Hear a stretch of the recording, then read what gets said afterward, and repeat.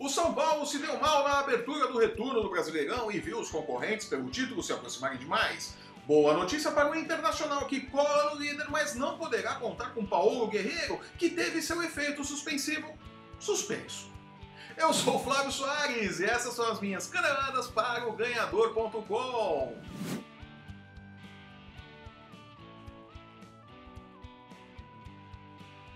O retorno do Campeonato Brasileiro começou agitado, com o São Paulo jogando muito mal e não passando de um empate com o Paraná, lanterna da competição, na última quarta-feira. Resultado que colocou um temperinho a mais na disputa pelo título e permitiu que Internacional e Flamengo encostassem no líder após vencerem seus jogos contra o Bahia e o Vitória pela 20ª rodada. O tricolor agora sente um bafo quente de dois concorrentes diretos pelo título na nuca, segue dependendo apenas de si para ser campeão. Mas o mesmo vale para o Inter e Flamengo, que dependem apenas do confronto direto para ultrapassar o atual líder. A matemática é implacável, né? Se vencerem, passam. E nem mesmo o novo capítulo da novela Guerreiro parece ser capaz de apagar o ânimo da torcida do Colorado. Antigos espíritos do mal! Após ser apresentado no Beira-Rio com toda a pompa do mundo e vender um monte de camisetas nas lojinhas oficiais do Inter, a Justiça da Suíça revogou o efeito suspensivo que liberava o peruano a entrar em campo. De acordo com a decisão, o peruano, que está mais enrolado que o novelo de lã da boca dos gatos,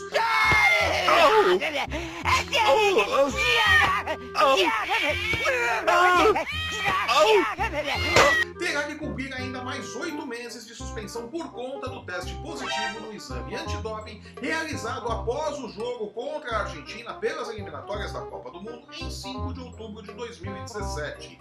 Com a revogação do efeito suspensivo concedida na última quinta-feira, a situação de Guerreiro é a seguinte: não vai jogar antes de 23 de abril de 2019. Simples assim. Cabe recurso no caso. Aliás, é impressionante como sempre cabem recursos ad infinitum na justiça, né? Isso. Mas até o julgamento deste recurso, Guerreiro sequer pode treinar nas dependências do Internacional. Prevejo uma Porto Alegre repleta de cartazes anunciando academias com a foto de Paulo Guerreiro. Escrevam aí, Pai Soares falou. Sabendo do risco que corria, o Internacional colocou cláusulas no contrato do peruano que o protegiam neste tipo de situação. De forma muito resumida, o Inter não pagará nada de salários a Guerreiro no período em que ele estiver suspenso, e seu contrato será automaticamente prorrogado pelo período em meses que ele ficar inativo. Ou seja, irá agora até março de 2022, ao invés de agosto de 2021. Guerreiro estará com 38 aninhos na possível nova data para término do compromisso. Olha aí, a melhor idade para um atacante. Saindo de Porto Alegre e indo direto para o Rio de Janeiro, o Flamengo, antiga casa de Paulo Guerreiro, venceu o Vitória, nova casa de Paulo César Carpegiani, que era técnico do Flamengo antes de Maurício Barbieri. Uma representação da vida real da música Flor da Idade de Chico Buarque. Não conhece? Ah, se educar no Google, Pimpolho. Carlos amava Dora, que amava Lia, que amava Leia, que amava Paulo, que amava Juca, que amava Dora, que amava... No campo, vitória magra do Urubu e muita reclamação ao gramado do Maracanã.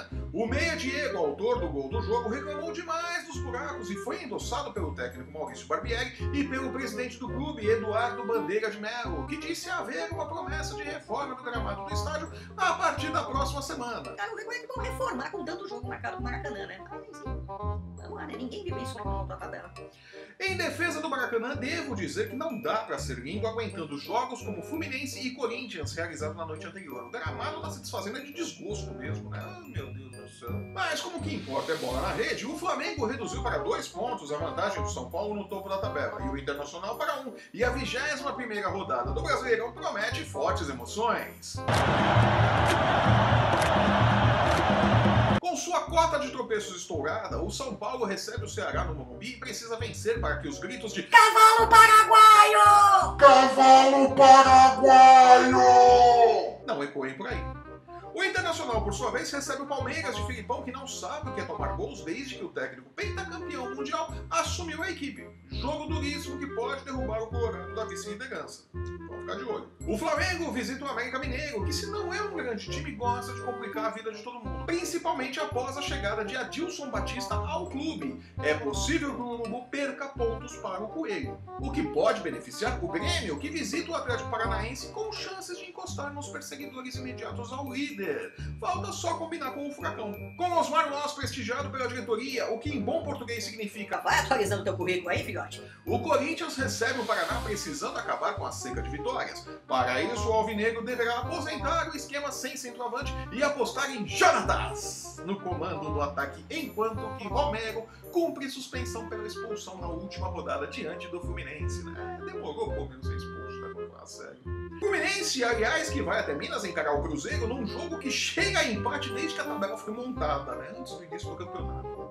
E ali Cruzeiro e Fluminense. Vai dar empate. O Santos, que venceu a primeira com Cuca no Brasileirão, receberá o Bahia na Vila Belmiro no clássico do Sal Grosso e Macumba, que decidirá quem tem o santo mais forte. Ainda na ressaca da derrota para o Palmeiras, o Botafogo recebe o Sport no Engenhão, que, pasmem, tem um gramado melhor que o do Maracanã.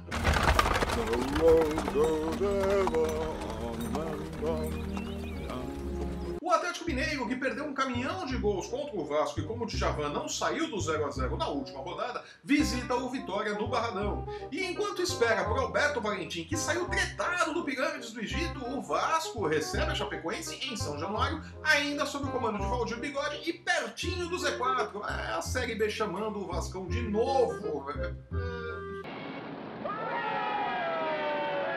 E com esta linda lista dos jogos do final de semana, fico por aqui. Eu sou o Flávio Soares e essas foram as minhas caneladas para o Ganhador.com. Se você está assistindo esse programa pelo YouTube, aproveite e assine nosso canal e veja nossos programas sobre NFL, UFC, basquete e bocha olímpica. As Olimpíadas da Terceira Idade estão chegando e eu vejo aí um nicho a ser explorado. Siga o Ganhador nas redes sensuais e não perca um lance do seu esporte favorito. Somos muito mais do que futebol, pimpolhos. No post que acompanha este vídeo você encontra os links para seguir o Ganhador no Facebook, no Instagram e no Twitter. Eu volto na próxima terça-feira comentando os destaques da rodada do final de semana no Brasileirão e atualizando o bingo dos técnicos. Até lá!